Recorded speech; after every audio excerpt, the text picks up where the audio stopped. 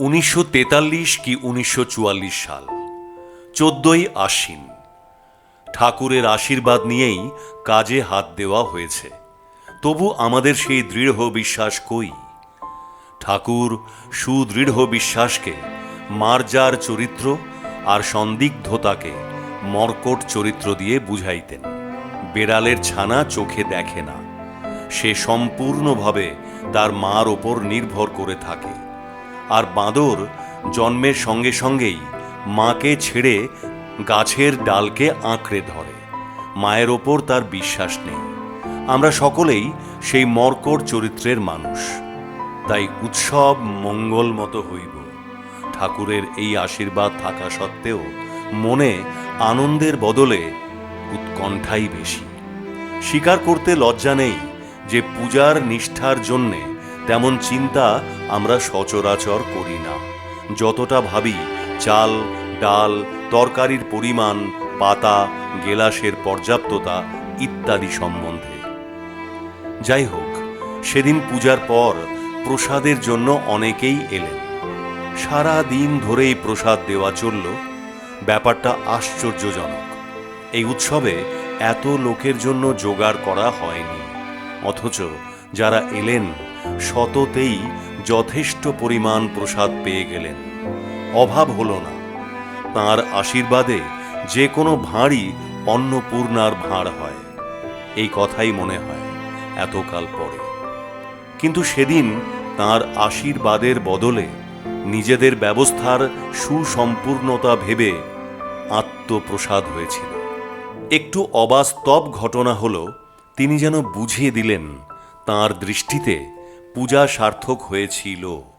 তাই 400 লোকের মতো খাবার জোগাড়ে 700-800 জন পূর্ণ পরিতৃপ্তির সঙ্গে খেলেন। একটু কম বেশি হলো না। শুধুমাত্র তাই নয়, খিচুড়ি ঢালা গামলাগুলো পরদিন সকালে মাজবার জন্য বাইরে কলতলায় রাখা আছে। গামলার গায়ে একটু আধটু লেগে আছে। 3-4টি 5-6 বছরের অপরিচিত ছেলে এসে সেই গামলায় যা একটু আধটু লেগে আছে তাই খুব যত্নের সঙ্গে খুঁটে খুঁটে মুখে দিচ্ছে। কণা মাত্রই তারা মুখে দিল। হয়তো বা রাস্তা থেকে ভিখিরির ছেলেরা এসেছে, কিন্তু তারা বাড়ির ভেতরে আসবে কি করে?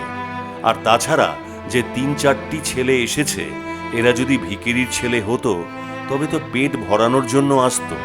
গামলার কোণ থেকে কণামাত্র খুঁটে মুখে দিয়েই তারা সন্তুষ্ট চিত্তে ফিরে গেল কেন? ডেকে কিছু চাইল না, বলল না। মনের মধ্যে একটু খটকা লাগলো।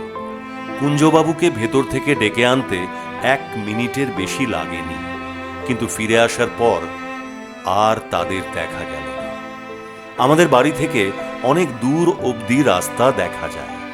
এত অল্প সময়ে কারোর পক্ষে এতটা রাস্তা চলে যাওয়া সম্ভব নয়। তবে কি ঠাকুরের শ্রী চরণাশ্রয়ী কেউ বালক রূপ ধারণ করে প্রসাদ গ্রহণ করে গেলেন? হায় রে, কেন আগে গিয়ে এই গোপালদের ধরে আনলাম না? কে জানে প্রসাদ ফেলতে নেই। গামলার গায়ে যেটুকু লেগেছিল তা পরিষ্কার করে নেওয়া আমাদের উচিত ছিল, কিন্তু তা আমরা নেইনি। প্রসাদ তো ফেলা যায় না।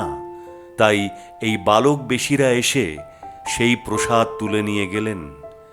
তাহলে খিচুড়ি তরকারি, শুধু খিচুড়ি তরকারি ছিল না, সত্যি সত্যি তা প্রসাদ হয়েছিল। জয় রাম, জয় গোবিন্দ।